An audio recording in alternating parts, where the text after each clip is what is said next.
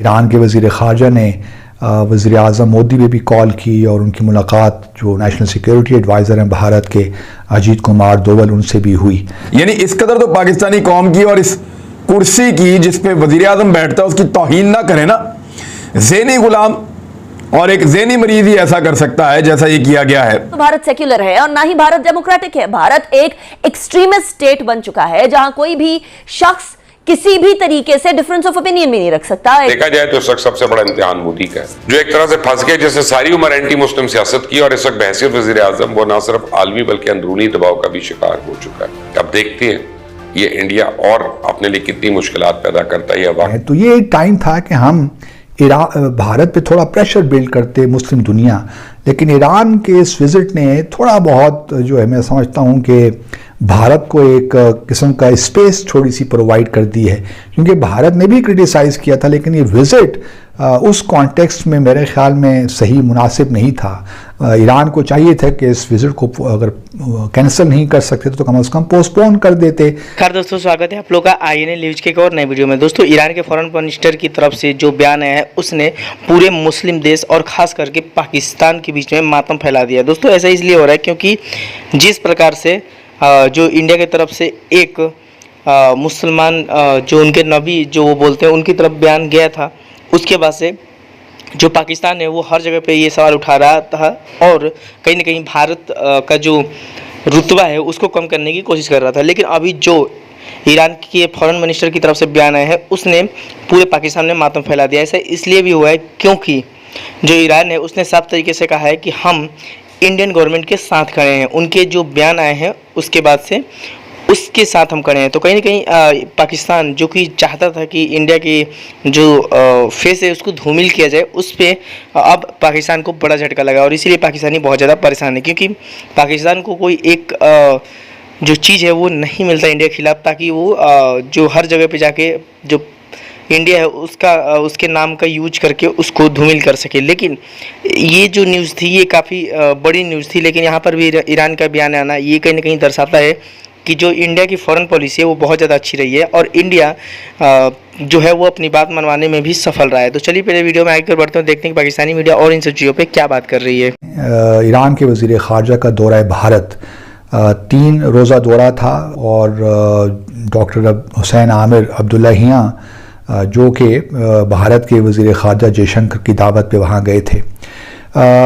दौरे के बाद एक जॉइंट स्टेटमेंट इशू हुई और उस मुख्तसर जॉइंट स्टेटमेंट है उसमें चीज़ा बातें की गई। जो हमारे नुक्ते से इम्पॉर्टेंट है एक ये है कि चाबहार पोर्ट को और ख़ास तौर पे जो शहीद बहिश्ती टर्मिनल है जो भारत डेवलप कर रहा है वो बात की गई कि उसको उस पर काम मज़ीद तेज़ किया जाए और उस लिहाज से ये चाबहार पोर्ट ये कहा गया है स्टेटमेंट में कि बहुत ज़रूरी है, अफ़गानिस्तान को सी एक्सेस मिलेगा और साथ में सेंट्रल एशिया को भी। तो ये एक लिहाज से चाबहार पोर्ट को बहुत दोनों जो हैं भारत और ईरान देख रहे हैं कि ये एक अल्टरनेटिव अवेलेबल है अफ़गानिस्तान को और सेंट्रल एशिया को। तो ज़रूरी नहीं है कि वो पाकिस्तान पे रिलाई करें फॉर सी एक्सेस और ट्रांसिट ट्रेड वो यहाँ से भी कर सकते हैं।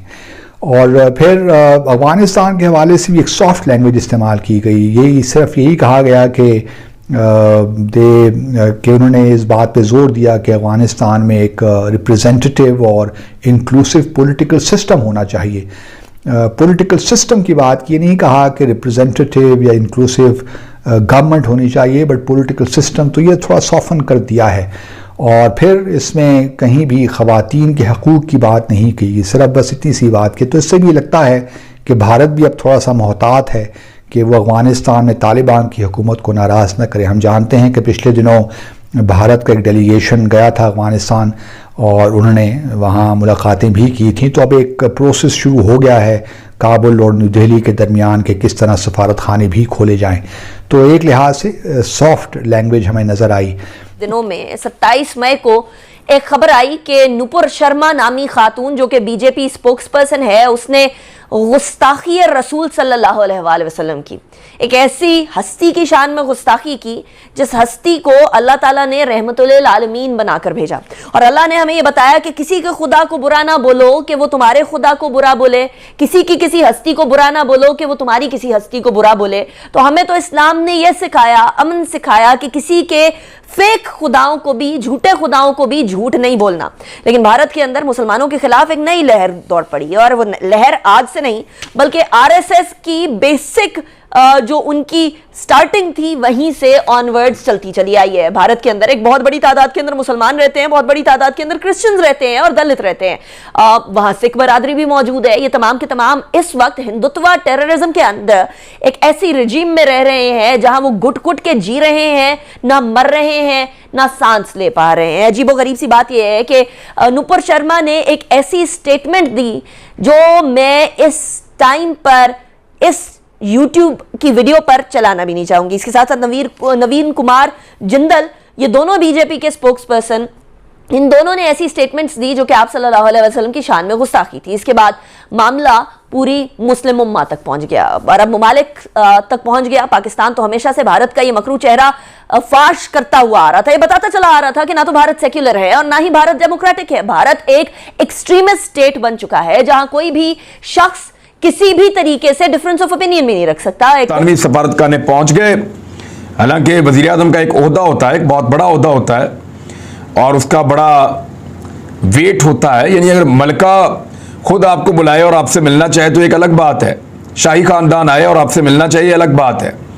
लेकिन मलका बरतानिया में सालगिरह कर रहे हैं यहाँ पे उसके कुछ थोड़े से ब्यूरोक्रेट, यानी उसके मुल्क के ब्यूरोक्रेट ही है ना, और वो भी कोई बहुत टॉप लेवल के नहीं है, एक हाई कमिश्नर है और वो यहाँ पे अपने स्टाफ के साथ एक तकरीब उन्होंने रखी हुई है कि ये मलका की सालगिरह है और यहाँ पे भी केक काट लेते हैं। तो उसके लिए क्या ये शायान शान है पाकिस्तान के वज़ीर आज़म के लिए?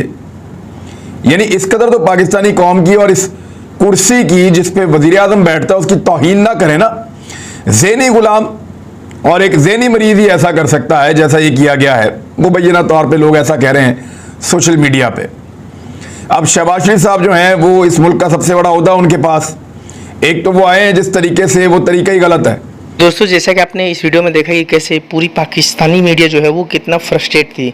ऐसा इसलिए भी है क्योंकि उनका ये मानना था कि हम जो कुछ भी भारत और जितने भी मुस्लिम देश है उसके बीच में जो संबंध नरेंद्र मोदी जी के आने के बाद बहुत अच्छे हुए हैं उसको यहाँ पे ख़त्म कर सकते थे। लेकिन ऐसा हुआ नहीं, क्योंकि पाकिस्तान की बात तो कोई मानने के लिए तैयार नहीं, क्योंकि पाकिस्तान के पास आज खाने के पैसे नहीं है। लेकिन फिर भी पाकिस्तान जो है वो इन सब मामलों में भी कूद गया और इस मामले में कूद कर उसने बहुत बड़ी गलती की है। क्योंकि एक तरफ तो वो इंडिया से ये बात कर रहे हैं कि इंडिया के साथ व्यापार करना चाहते हैं या फिर पूरी दुनिया से भीख मांग रहे हैं, और दूसरी तरफ इन सब मामलों में भी कूद रहे हैं।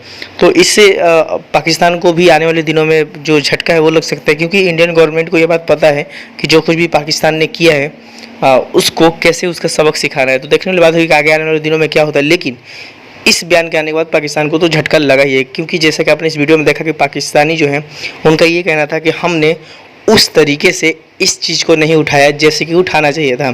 जैसे भारत हमारी कमियों को उठाता है और पूरी दुनिया में आज हमें लोग जो है वो आतंकवादी देश कहते हैं, और ये बात सही भी है, क्योंकि भारत की पॉलिसी का ही ये काम है कि आज पूरी दुनिया जो है वो पाकिस्तान को आतंकवादी देश के नाम से जानती है। तो दोस्तों बस आज की वीडियो में इतना ही। आई थिंक कि आप लोगों को वीडियो अच्छा लगा होगा। तो अगर आपको वीडियो अच्छा लगे तो वीडियो को लाइक और हमारे चैनल INL न्यूज़ को जरूर से जरूर सब्सक्राइब कीजिए, क्योंकि हम आपके लिए ऐसी वीडियो लाते रहते हैं। तो मिलेंगे किसी न्यू वीडियो के साथ, तब तक ले देखते रहिए INL न्यूज़।